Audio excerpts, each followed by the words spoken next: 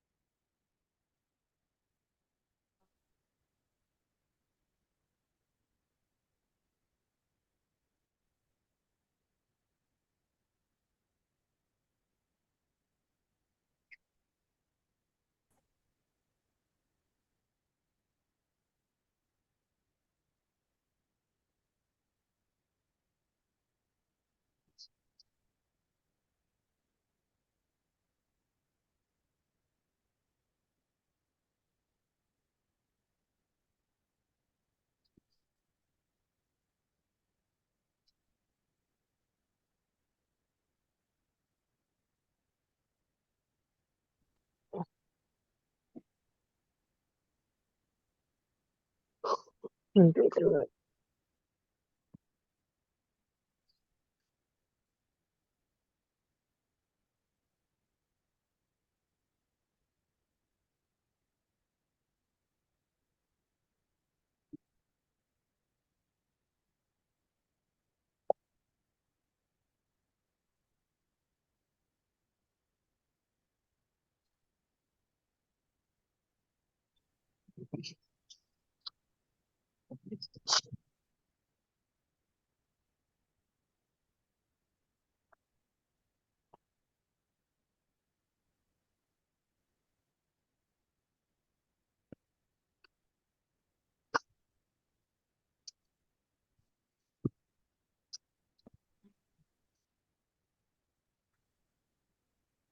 लावत बसते.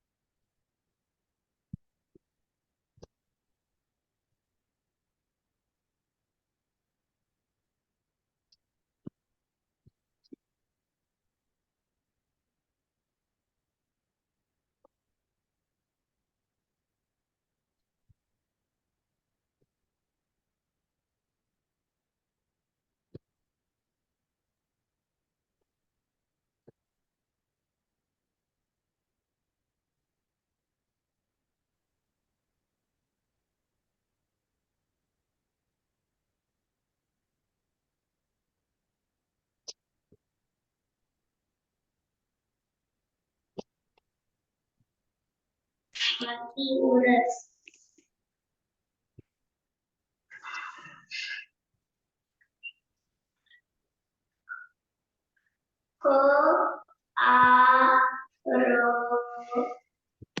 बी कार्बी ओरस. Hello, good morning Dilip, Sarika, Sandeep, Bapurao, good morning madam. Reshma, Vikas, Nem Kumar, Tanushree, Rishikesh, advocate Hanumant, Rahul, Das. Good morning. तुम्हाला सगळ्यांना सगळ्यात पहिले नवीन वर्षाच्या हार्दिक शुभेच्छा. पण मागे जे काही केलं होतं रिलेशनशिप बद्दल, त्याच्यावर कोणाकडे काही अपडेट्स आहेत का? मी हे केलं आणि मला असा फरक वाटतोय इम्प्लिमेंटेशन मध्ये. काहीच नाही? फटाफट शेअर करा.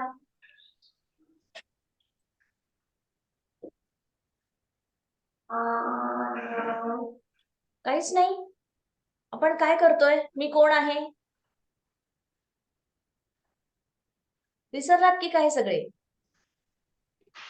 लास्ट टाइम आपण कुणीतरी मला समरी सांगा, काही मी चॅट्स मध्ये टाका. ज्यांना बोलायचंय त्यांनी बोलून सांगा. आता गुड मॉर्निंग मेसेजेस ना असाइनमेंट मेसेजेस वर घेऊन या. काहीच आठवत नाहीये वाटतं कोणालाच. लास्ट टाइम आपण कशावर बोललो होतो? काय गोष्टी इम्प्लिमेंट करायच्या होत्या आणि त्या इम्प्लिमेंट केल्या का? केल्या तर काय फरक दिसतो? रागावर कंट्रोल करणे, राहुल?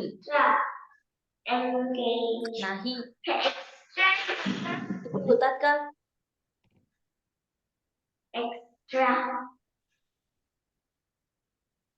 असं कसं चालेल? रागाविषयी आपण काहीही बोललेलो नाहीये मागच्या 2-3 सेशन्स मध्ये. आपण कुठल्या टाइमवर? Sarika last time class miss केला. Good money bad money. नमस्कार. हॅलो.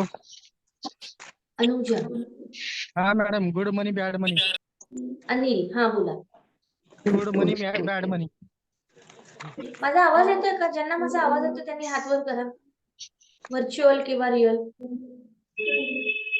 अच्छा, माझा आवाज येतोय म्हणजे. सारिका, सॉरी नेम कुमार, तुम्हाला तुमच्या साईडला काहीतरी प्रॉब्लेम आहे. माझा आवाज लोकांना येतोय. हॅलो. हा अनिल बोला. तुमचा आवाज खूप कमी येतोय. Hello ma'am. बोला. Bad money. अनिल कुमार बोलतायत, मग त्यांचं झालं की नेम कुमार बोलतील. One at a time. हा, आपण गुड मनी आणि बॅड मनी याच्याबद्दल बोललो होतो. Very good. Good money bad मनी. त्याच्यापेक्षा वेगळा शब्द वापरला होता. मी गुड मनी बॅड मनी वापरत नाही शब्द. हे ऍक्च्युली आपण जी फिलॉसॉफी बघतो उलट झालं. मनी इज नॉट गुड और बॅड. जो पैसा तो जो कॅरी करतो त्याची इंटेन्शन्स गुड और बॅड. हॅपी मनी. हॅपी मनी आणि सॅड मनी. हॅपी मनी काय असतो? निगेटिव्ह फिलिंग आणि पैसा देताना ह्या काय असतो दोन happy money? गोष्टी शिकलो आपण. पैसा देताना घाई करू नये. सारिका तुमचा पण आवाज खूप कमी येतो. मॅडम हॅपी मनी म्हणजे आनंद वाटतो आपल्याला पैसा देताना. हम्म. आणि बरेच पैशाचं आनंद ट्रान्झॅक्शन मिळतो. करताना आनंद जो माणूस तो आनंद पैसा सोडतो त्याला आनंद होतो. तो आणि चांगल्या बेसिक आपल्या चांगल्या विचाराने सोडतो. सॅड मनी? समाधान सॅड मनी आपण आईस ब्रेकिंगला जर आपला हा 20 मिनिटाचा कॉल आहे त्यातले आपण आईस ब्रेकिंगला जर 10 मिनिटं घालवली. आईस ब्रेकिंग माहिती असेल ना तुम्हाला सगळ्यांना? आईस ब्रेकिंग म्हणजे तुम्हाला बोलायला कम्फर्टेबल करणं. 20 मिनिटातले आपण 10 मिनिटं जर आपण फक्त तुमच्याकडून रिव्ह्यू घेण्यासाठी घालवले तर तुम्हाला याच्यात किती व्हॅल्यू मला देता येईल? म्यूट करा स्वतःला पहिले. सगळ्यांनी स्वतःला म्यूट करा आणि ज्यांना बोलायचं त्यांनी फक्त हात वर करा. मी त्यांना अनम्यूट करते. आपल्या 20 मिनिटाच्या कॉल मधले 10 मिनिटं जर मला फक्त तुम्हाला ओपनिंग करायला गेले तर तुम्हाला काय व्हॅल्यू मिळणार आहे या कॉल मधून? आणि आता आपण गेले कित्येक आठवडे भेटतोय. So we are comfortable with each other. मग पटापट बोलायला सुरुवात केली पाहिजे. रिवाइज केलं पाहिजे. म्यूट करा स्वतःला प्लीज.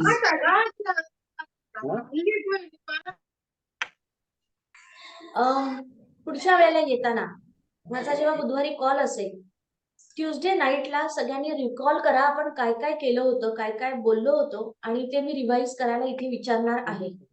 म्हणजे पहिल्या 2 ते 3 मिनिटांमध्ये फक्त ब्रशअप होईल. जे लोक नव्हते, जे लोक विसरले, ज्यांनी केलं नाहीये.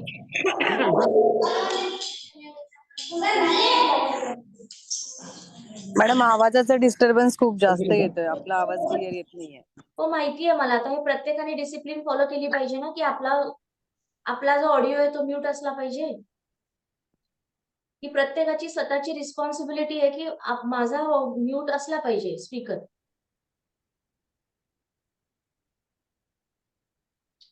बऱ्याच जणांचे अनम्यूट दिसत आहेत इथे. प्रत्येकाने आपापला स्पीकर म्यूट करा. जेव्हा बोलायचं असेल तेव्हा हात वर करा. मी त्या व्यक्तीला अनम्यूट करेल. ह्याच्या पुढे ह्या विषयावर आपण बोलणार नाही. Mute unmute. आता येणार नाही सिद्धार्थ आवाज बाहेरचा. ओके.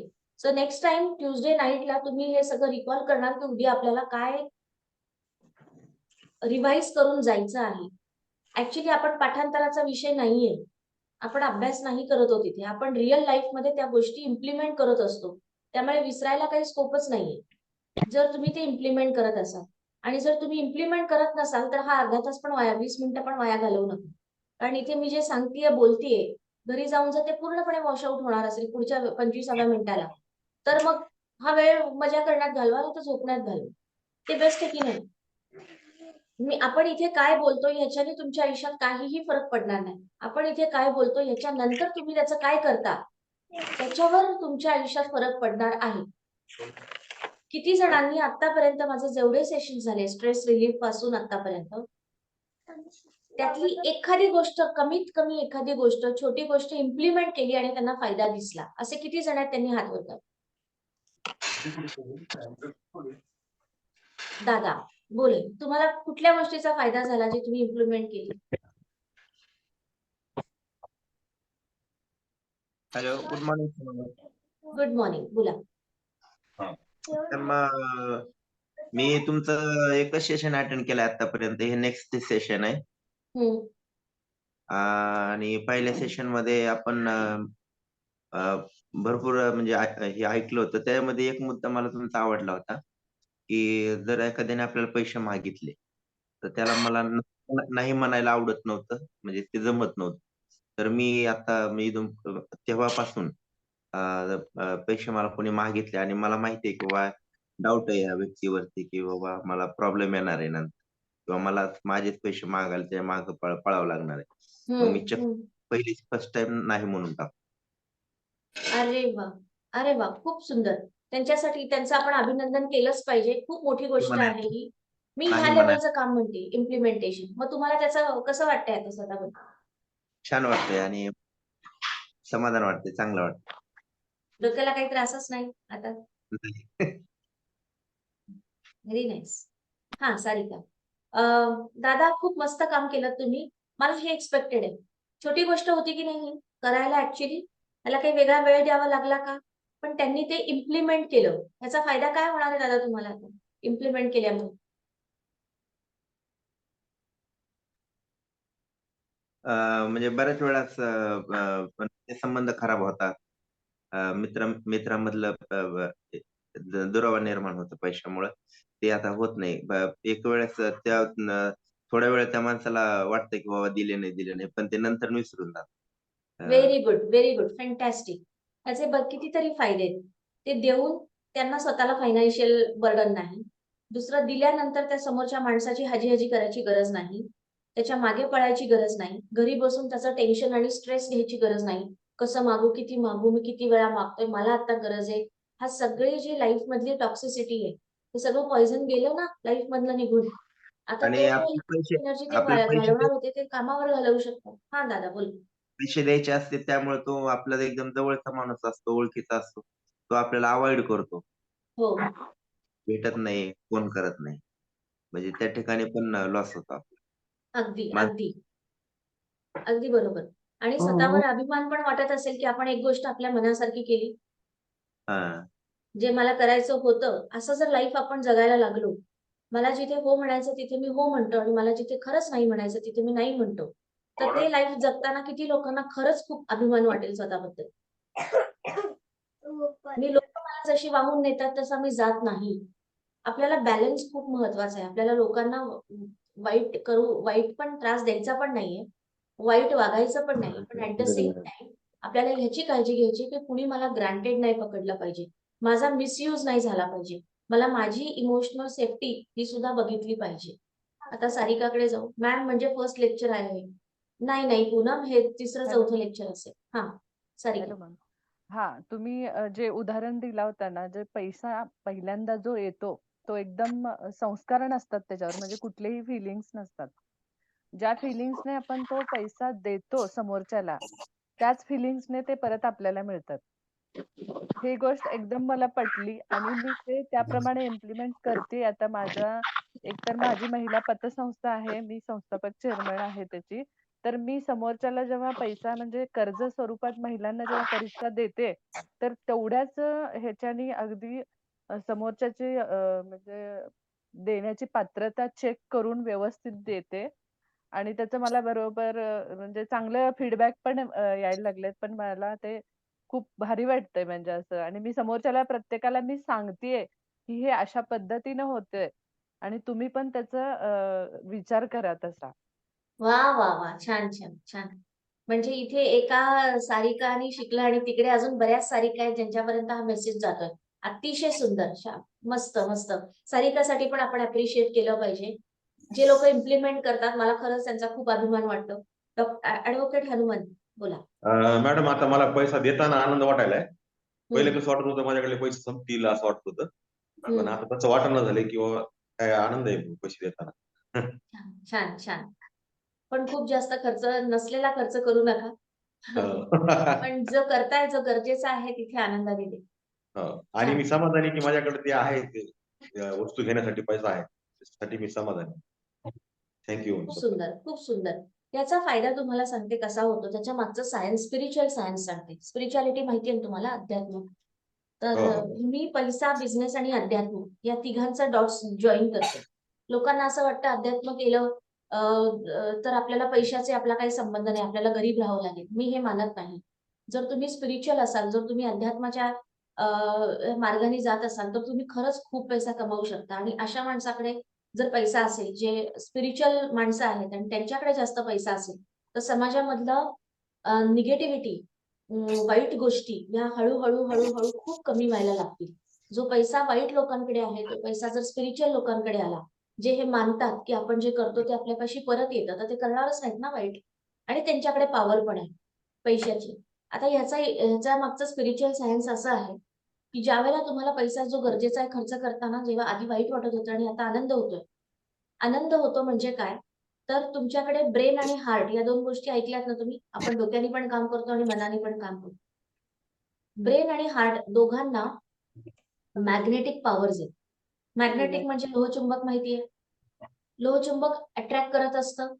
तर लोहचुंबकामध्ये लोह आहे, तो लोहाला अट्रॅक्ट करतो. बरोबर. दुसऱ्याला प्लास्टिकला अट्रॅक्ट करतो का? नाही.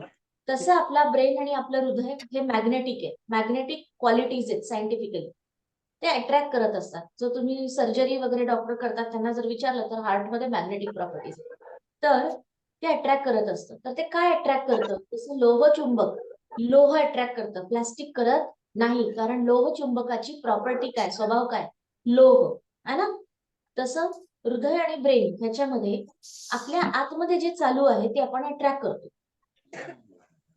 याच्यामध्ये हृदय आणि ब्रेन मधली हृदयाची जी ताकद आहे, हृदयाचं काम काय? इमोशनली फील करणं ना. डोक्याचं काम काय? विचार करणं. बरोबर. एवढं माहितीये तुम्हाला. डोकं लॉजिक लावतं आणि हृदय फील करतं, भावना असतात हृदयाला. तर डोक्याची जी मॅग्नेटिक पॉवर आहे ती एक्स जर असेल तर हृदयाची बहुतेक 100 किंवा 1000 एक्स एवढी मल्टिपल फोल्ड आहे.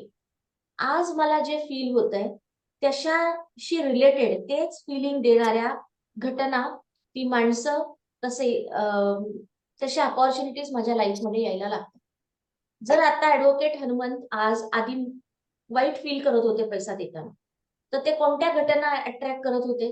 त्यांच्या फिलिंग्सनी, जिथे त्यांना अजून जास्त वाईट फील होईल.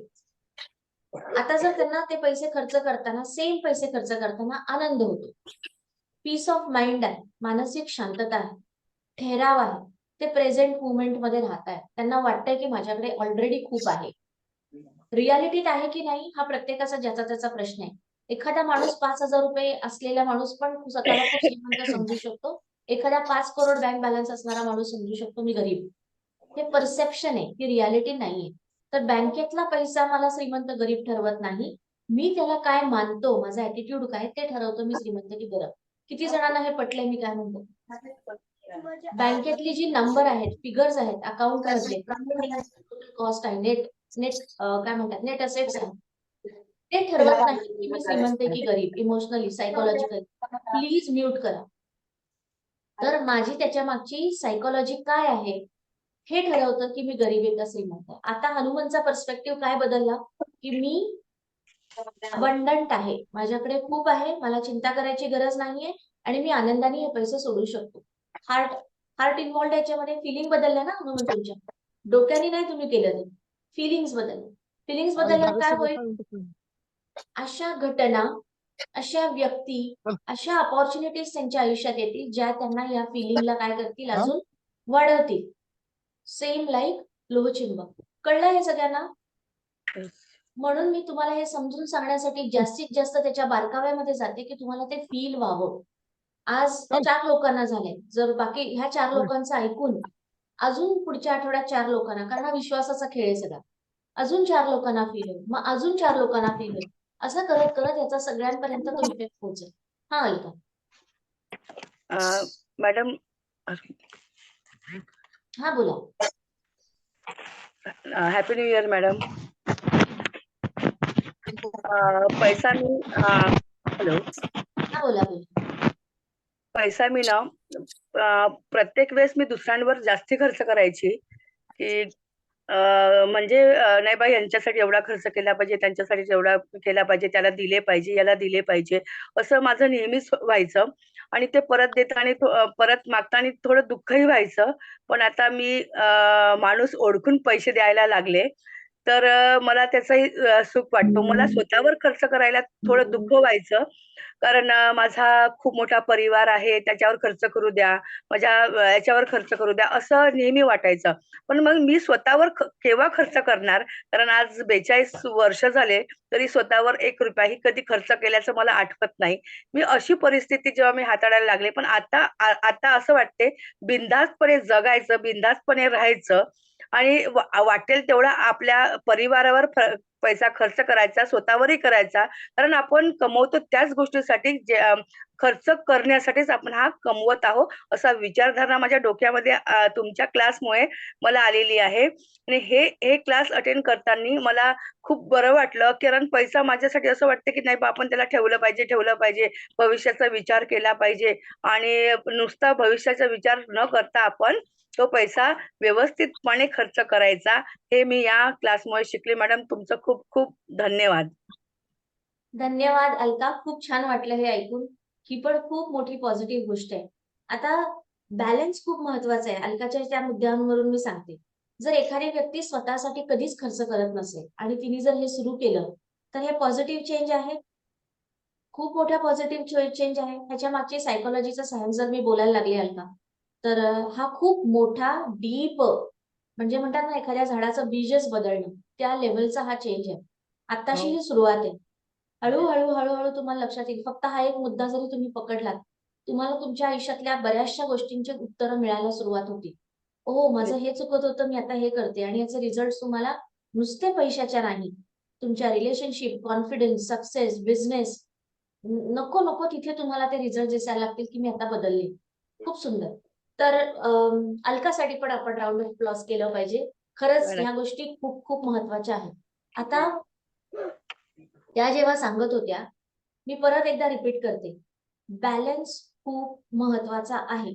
अलका हे शेअर करत असताना इथं मला ह्याची पण जाणीव आहे, अशी काही माणसं आहेत जे प्रचंड खर्च करतात, गरज नसताना खर्च करतात.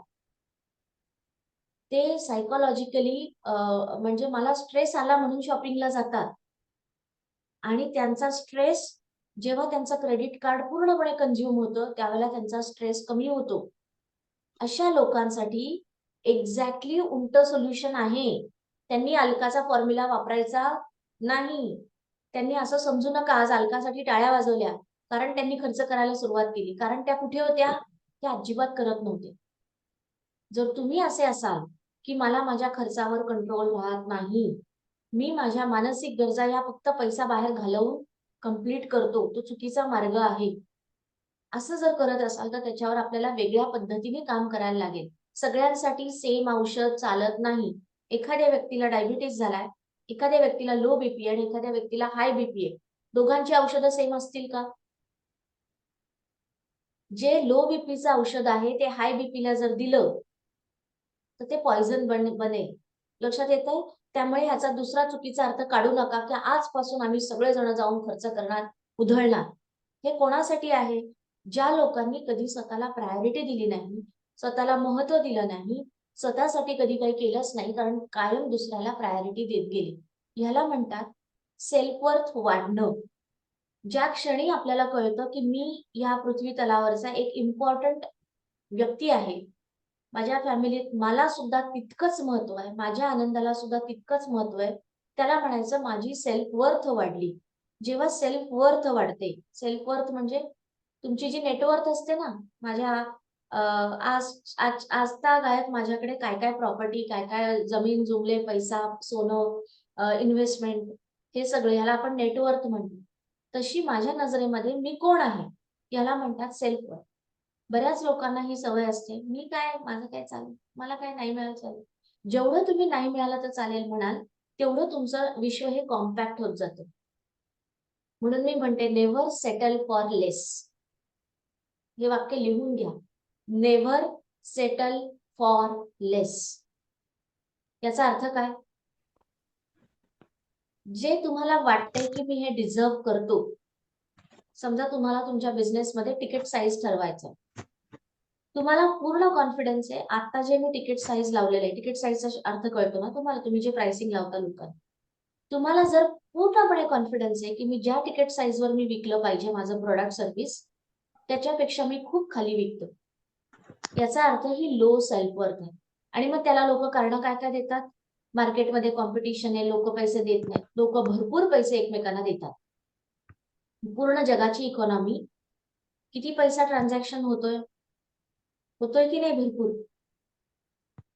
म्हणजे या जगामध्ये पैसा फिरतोय, लोक देतात, फक्त आपल्याला वाटतं की ते मला देणार नाही. का देणार नाही? माझ्यात काहीतरी फॉल्ट आहे आणि म्हणून आपण त्यांना मागत नाही. की लो सेल्फ वर्थ वाढली की माणसाला वाटतं नाही, माझी पण काहीतरी इज्जत आहे, माझी पण काहीतरी औकात आहे आणि मी याच्यापेक्षा खालच्या लेवलला मी सेटल होणार नाही. अशा घटना आपण स्वतःच्या पण लाईफमध्ये आणि लोकांच्या लाईफमध्ये पण बघितली असते. काही लोक ह्या गोष्टीला ऍक्सेप्टच करत नाही. काही काही ठराविक गोष्टी हे मला चालतच नाही आणि त्यांच्या आयुष्यात ते घडतच नाही. असं बघितलंय का तुम्ही स्वतः किंवा इतर लोकांचं? जे तुम्हाला कधी ऍक्सेप्टच करू शकणार नाही ती गोष्ट तुमच्यापर्यंत येतच नाही. मेरे को नहीं चलेगा, मैं जिंदा नहीं रहूंगा असं जेव्हा तुम्ही म्हणता तेव्हा ती गोष्ट तुमच्या म्हणजे इथे काय, you are not ready to settle for less. ते मला पाहिजे. पण ऍट द सेम टाइम त्याच्यावर खूप जास्त अटॅचमेंट ठेवायची नाही. नाही मिळाली की मी पॉझिटिव्ह साईडला तुमचं थॉट्स जायला सांगते, निगेटिव्हला नाही. नाही मिळालं की लगेच मी पॅनिक झालो, एन्झायटी झाली, असलं काही करू नका.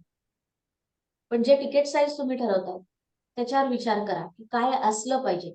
मी दुसऱ्याला काहीतरी सांगायच्या आधी मी स्वतः त्याच्याबद्दल कन्व्हिन्स्ड असलो पाहिजे. मला वाटतंय माझं तिकीट साईज वाढलं पाहिजे, मी कन्व्हिन्स्ड आहे का? मी माझा क्लायंट असेल तर मला हे चालेल का? मला ह्याच्यातनं बेनिफिट मिळतोय का? तर त्या दोन्ही पर्स्पेक्टिव्हने विचार करा. ह्याच्यावर जर तुम्हाला इंडिव्हिज्युअली माझ्याशी बोलायचं असेल, मी आता लिंक झूम मध्ये पाठवते कुठल्याही मुद्द्यावर की मला हा इश्यू आहे आणि मला ते रिझॉल्व्ह करायचं आहे. तुम्ही माझ्या बरोबर मीटिंग बुक करू शकता. तुम्हाला आता नेहमीच माहिती आहे.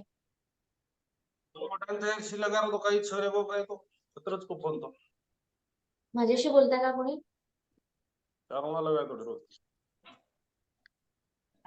ह्याच्यावर तुम्हाला काही डाऊट्स आहेत का? शेवटचे आपले 4 मिनिटं राहिले.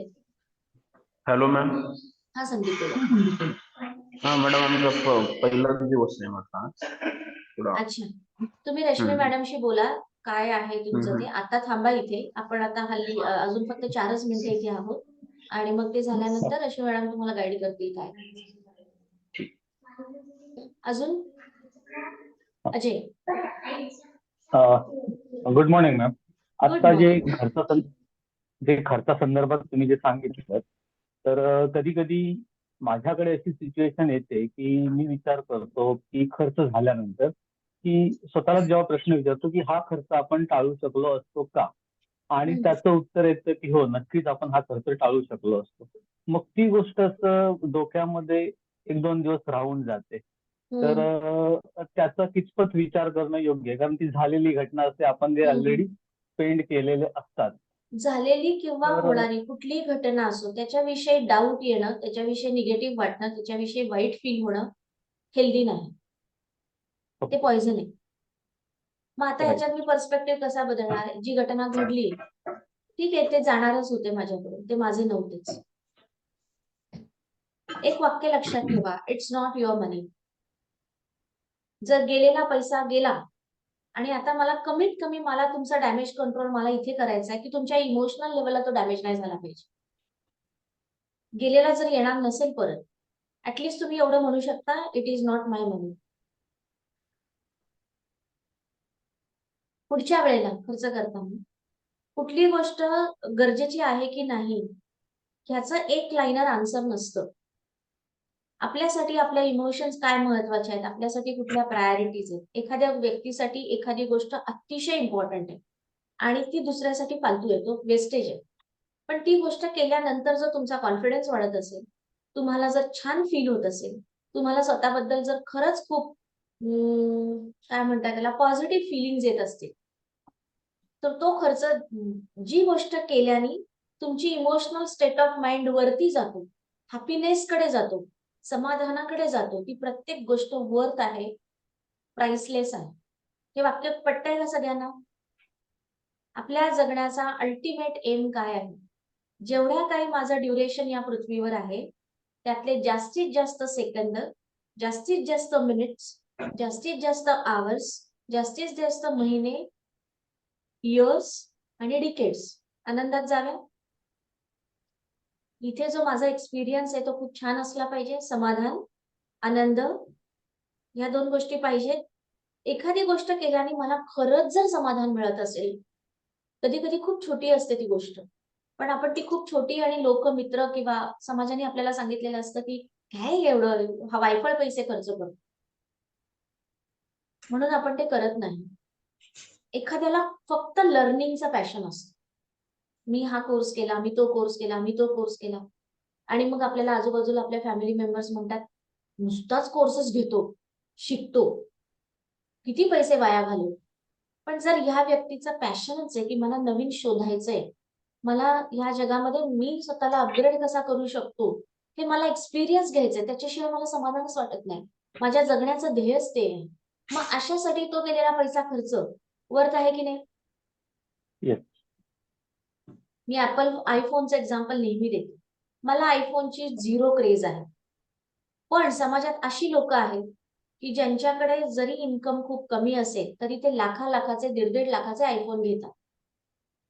लोक लाईन लावून फोन घेतात, बरोबर? मला त्याची क्रेज नाहीये. साधा सिंपल, माझ्यासाठी तो वेस्ट ऑफ मनी आहे.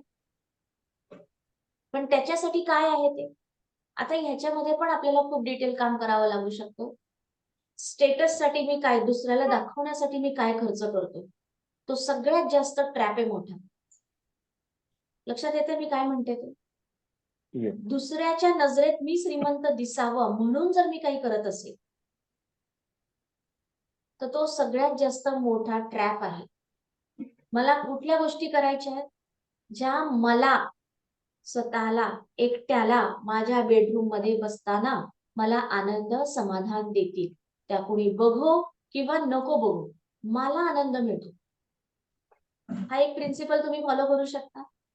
मग ह्याच्यामध्ये लोक मला गरीब मॅडम म्हणो आणखी एक किंवा छोटा डाऊट श्रीमंत. आहे.